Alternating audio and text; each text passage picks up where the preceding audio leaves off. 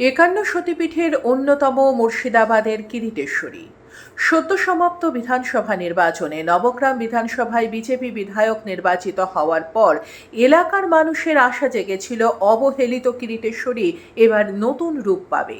বিধায়ক হয়েই মুখ্যমন্ত্রীর কাছে দরবার শুরু করেন নবগ্রামের বিধায়ক দিলীপ সাহা। এবছর রাজ্য বাজেটে তীর্থক্ষেত্র সার্কিটে যুক্ত হয় কিরিটেশ্বরী। বহরমপুরের প্রশাসনিক সভায় এসেও মুখ্যমন্ত্রী কিরিটেশ্বরীকে ঘিরে রাজ্য সরকারের ভাবনা চিন্তা ব্যক্ত করেন। কিরিটেশ্বরী মন্দির আমাদের তীর্থ সার্কিটের মধ্যে পড়েছে। আমরা যে নতুন তীর্থ সার্কিট ঘোষণা করেছি সেই তার মধ্যে এখানে নানা কথা হয়েছে, আলোচনা হয়েছে এবং মুর্শিদাবাদ জেলায় সার্বিক ডেভেলপমেন্ট আমরা করব। মঙ্গলবার তারকেশ্বরে শ্রাবণী মেলার অনুষ্ঠানে যোগ দিয়ে মুখ্যমন্ত্রী ফের কিরিটেশ্বরীকে রাজ্যের তীর্থক্ষেত্র সার্কিটে যুক্ত হওয়ার কথা ঘোষণা করেন। আপনারা শুনলে খুশি হবেন, বর্তমান পশ্চিমবঙ্গ সরকার তীর্থক্ষেত্র সার্কিট তৈরি করার সিদ্ধান্ত নিয়েছে। মুর্শিদাবাদের কিরিটেশ্বরী থেকে কুচবিহারের মদনমোহন জিউ হয়ে জলপাইগুড়ির জলপেশ হয়ে বীরভূমের তারাপীঠ পর্যন্ত একটি তীর্থক্ষেত্র সার্কিট তৈরি হবে। তার জন্য আগামী 2 বছর 1000 কোটি টাকা বাজেটে। মুখ্যমন্ত্রীর ঘোষণায় নবগ্রাম তথা মুর্শিদাবাদের মানুষ যেমন আশার আলো দেখছেন, তেমনি কিরিটেশ্বরীকে ঘিরে তীর্থ ও পর্যটনের নতুন স্বপ্ন দেখছেন বিধায়ক দিলীপ সাহাও।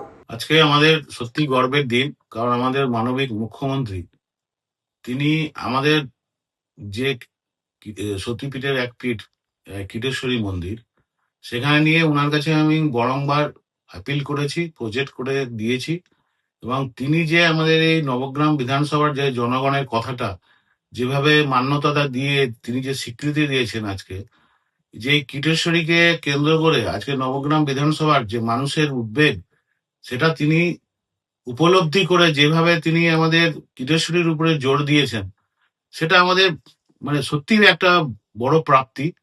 যে প্রাপ্তি অস্বীকার করার কিছু নেই। এখানে এই কিরিটেশ্বরী মন্দিরকে নিয়ে আমরা বিরাট বহু দিনের মানুষের আশা আজকে পূরণ করতে পারবো এবং পেরেছি। যেখানে কিরিটেশ্বরীকে কেন্দ্র করে যে পর্যটন থেকে শুরু করে যে ডেভেলপ আমরা পাবো, সে আগামী দিনে আমাদের এই কিরিটেশ্বরীকে নিয়ে যে চিন্তা ভাবনা ছিল সাধারণ মানুষের, তার আশা পূরণ হবে। আজকে এই আনন্দেই আমরা আমাদের নবগ্রামবাসী তথা আমিও একজন জনপ্রতিনিধি হিসাবে তিনাকে আন্তরিক অভিনন্দন দিচ্ছি যে তিনি আমাদের এই জনগণের যে দীর্ঘদিনের আশাটা তিনি মান্যতা দিয়েছেন এবং তাদেরকে পূর্ণতা দিয়েছেন। 2023 সালে ভারতের সেরা পর্যটন গ্রামের তকমা পেয়েছিল কিরিটেশ্বরী, কিন্তু তারপরেও কিরিটেশ্বরী ও সন্নিহিত এলাকার উন্নয়ন দেখা যায়নি। এবার নবগ্রামের কিরিটেশ্বরীকে নিয়ে হতে চলেছে তীর্থক্ষেত্র সার্কিট। আগামী দিনে কতটা উন্নয়ন হয় এবং পর্যটকের কতটা আকর্ষণ করতে পারে এই কিরিটেশ্বরী তীর্থক্ষেত্র সার্কিট, তার দিকেই তাকিয়ে রয়েছে সাধারণ মানুষ। Bureau report, imagine community media.